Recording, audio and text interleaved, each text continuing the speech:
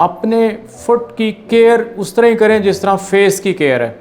Daily foot examination is important. जो diabetics हैं उनको चाहिए कि वो रोज़ाना अपने पाँव को सामने से नीचे की तरफ से उंगलियों के दरमियान में से मुकम्मल मायना करें।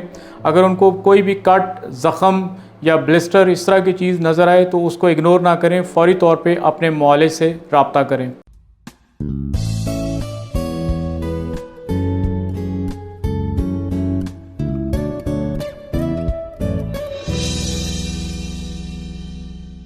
अस्सलामुअलैकुम, मेरा नाम प्रोफेसर फ़ारूक राना है। मैं चेयरमैन हूँ department of surgery Allama Iqbal medical college and Jinnah hospital Lahore. आज हम मरहम.pk के प्लेटफॉर्म से आपसे ज़ियाबीतस, डायबिटीज़ और इससे पैदा होने वाली एक बहुत ही सीरियस कॉम्प्लिकेशन जो कि डायबिटिक फुट और एम्पुटेशन है उसके बारे में बात करेंगे।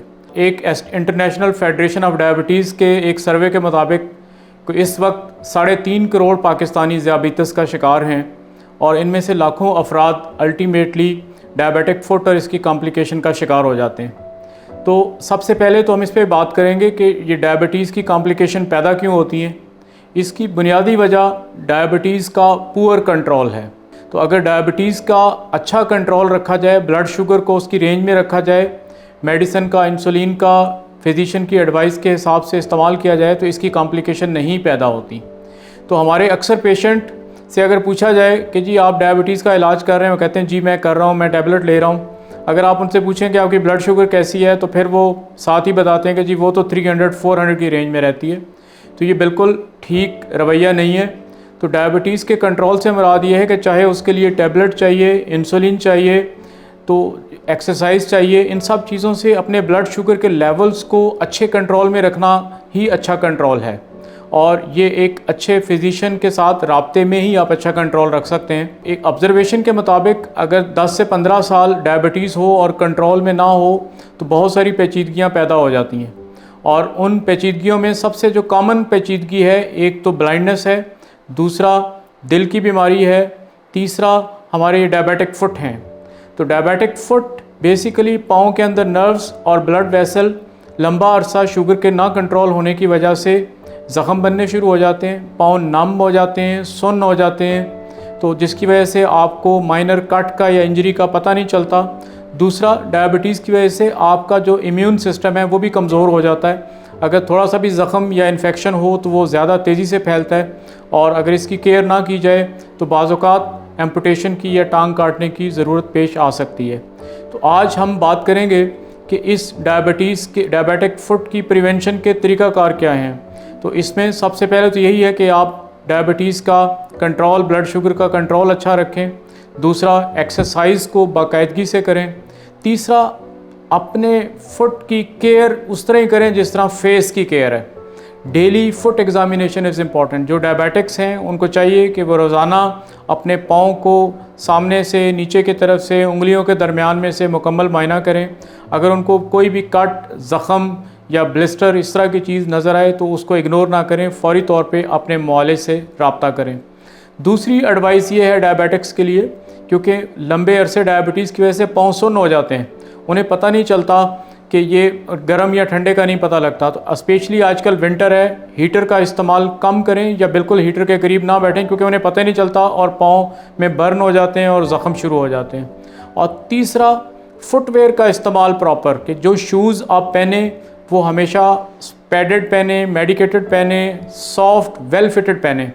शूज़ अगर लूज़ होगा या ज़्यादा टाइट होगा, दोनों सूरत में ज़ख़म पैदा कर सकता है और इससे मज़ीद इन्फेक्शन फैलने का डर होता है। तो ये सारी चीज़ें करने से आप अपने एम्पुटेशन से बच सकते हैं। और सबसे जो मैं अहम बात आपको कहना चाहूँगा कि जब भी आपको इन्फेक्शन हो तो आप इसको सेल्फ़ मेडिकेट ना करें, फ़ौरी तौर पे अपने जनरल फिजिशियन को या सर्जन को दिखाएं और उसके हिसाब से ट्रीटमेंट करें।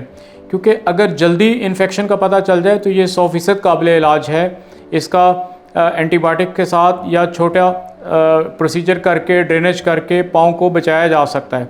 लेकिन जब आप लेट आते हैं तो इन्फेक्शन बहुत तेज़ी से डायबिटिक्स में फैलता है और बाज़ औक़ात जान बचाने के लिए टांग या पाँव को काटना ज़रूरी होता है, जिससे डिसेबिलिटी और बहुत सारे मसाइल पैदा होते हैं। इसके साथ मैं दोबारा आपको एंड पे ये एडवाइस करना चाहूँगा कि अगर आपको डायबिटीज़ है तो पहली बात तो यह है कि उसका अपने ब्लड शुगर का अच्छा कंट्रोल करें। रेगुलर घर में ब्लड शुगर के आप मीटर ग्लूकोमीटर रखें और अपनी ब्लड शुगर को रेगुलर देखें और उसको चार्ट करें। दूसरा, हर 3 महीने के बाद एक टेस्ट होता है जिसको हम HbA1c कहते हैं। HbA1c 3 महीने का आपको एवरेज ब्लड शुगर बता देता है और नॉर्मली ये 5.5 होता है नॉर्मल लोगों में, और डायबिटिक्स में अप टू 6.5 एक्सेप्टेबल है। अगर आपका HbA1c 6.5 या इससे कम है तो इसका मतलब है कि आपका ब्लड शुगर का, डायबिटीज़ का बहुत अच्छा कंट्रोल जा रहा है। लेकिन अगर आपका 9, 10, 11 आ रहा है तो इसका मतलब है कि पुअर ब्लड शुगर कंट्रोल, और एवरेज आपकी ब्लड शुगर 300-400 रहती है। अगर आपकी ब्लड शुगर 300-400 रहेगी तो फिर आपकी कॉम्प्लिकेशन इनएविटेबल हैं, फिर पेचीदगियों ने पैदा होना है। तो बचने का तरीका यही है कि सेहतमंद ज़िंदगी गुजारें। जो डायबिटीज़ के रिस्क पे हैं अपनी ब्लड शुगर चेक करवाएं ताकि डायबिटीज़ का जल्दी पता चला जा सके, क्योंकि हमारी ऑब्जर्वेशन के मुताबिक बहुत सारे पेशेंट को पता ही नहीं चलता, they are carrying diabetes for years, कि सालों से डायबिटीज़ चल रही होती है, जब पता चलता है तो बहुत देर पहले ही पेचीदगियाँ पैदा हो चुकी होती हैं। और दूसरा, अपने मॉलिज के मशवरे से मेडिसन या इंसुलिन जो भी वो एडवाइस करें उसको फॉलो करें, परहेज़ करें और रेगुलर वॉक करें और अपने पाँव का डेली मुआयना करें, और किसी भी कट, इन्फेक्शन, ब्लिस्टर की सूरत में फौरी तौर पे अपने सर्जन से मामला करें। तो एज ए जनरल सर्जन मैं डायबिटिक फुट को रूटीन में डील करता हूँ और इनकी सारी कॉम्प्लिकेशन को मैनेज करता हूँ। अगर अनफॉर्चुनेटली डायबिटीज़ की वजह से आपको डायबिटिक फुट का इशू है और कोई ज़ख़म है और आपको कंसल्टेशन चाहिए तो marham.pk के प्लेटफॉर्म से आप मेरा अपॉइंटमेंट ले सकते हैं और मशवरा कर सकते हैं। Thank you very much. Active रहने के लिए मैं अपना ब्लड शुगर लेवल बाकायदगी से चेक करता हूँ और ख्याल रखता हूँ अपनी एक्सरसाइज, डाइट और मेडिकेशन का, और ये सब मैनेज करता हूँ माई शुगर ऐप से, जिससे मैनेज करता हूँ मैं अपनी शुगर रीडिंग्स का डाटा, क्योंकि शुगर इन चेक तो जिंदगी in check. Download my sugar app now.